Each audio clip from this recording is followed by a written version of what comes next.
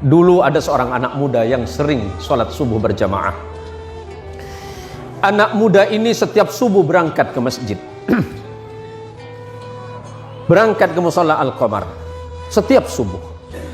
Sebelum berangkat subuh dia mandi dulu di rumahnya, memakai pakaian yang baru, memakai harum-haruman.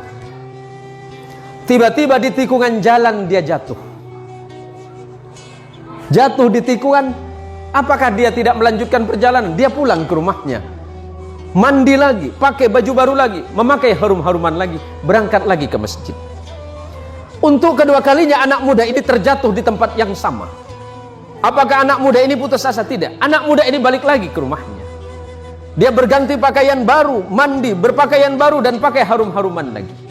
Dan ketiga kalinya dia berada di tikungan jalan di tempat dia jatuh semula dari pertama dan kedua kali, tiba-tiba ada orang tua yang sedang memegang lampu.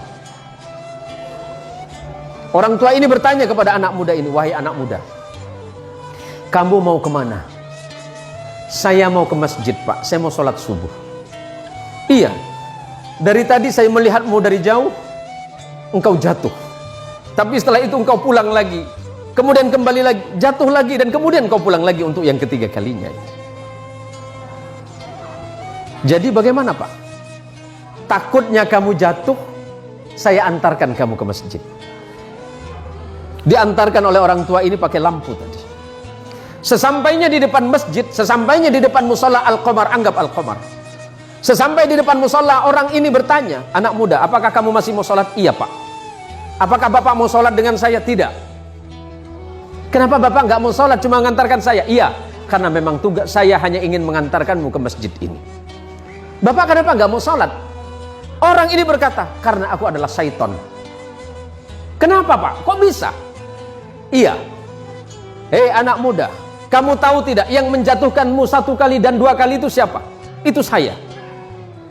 "Bapak siapa?" "Saya setan." "Tapi kenapa kalau memang Bapak setan masih mengantarkan saya ke masjid ini?" Apa jawaban setan? "Nak muda, ketika engkau tadi berangkat dari rumahmu dan aku jatuhkan di tikungan itu dengan harapan agar engkau tidak datang ke masjid, agar engkau tidak sholat berjamaah. Tapi ketika engkau pulang ke rumahmu, pada saat itu Allah mengampuni dosa kedua orang tuamu. Orang tuamu yang sedang berada di alam kubur, Allah ampunkan dosanya karena sebab engkau yang datang ke masjid." Yang kedua kalinya, ketika aku jatuhkan dengan harapan agar engkau tidak ke masjid, pada saat itu engkau kembali lagi, dan pada saat kembali itulah Allah mengampuni tetanggamu yang sedang tertidur pulas dalam keadaan tidak sholat. Tapi kenapa Bapak seton? Anggap Bapak seton. Ada namanya mirip, Pak? "Ya kenapa Bapak mengantarkan saya ke masjid? Kalau seandainya aku menjatuhkanmu ketiga kalinya dan tidak mengantarkanmu ke masjid, maka niscaya orang satu kampungmu itu diampuni dosanya oleh Allah karena sebab perbuatanmu."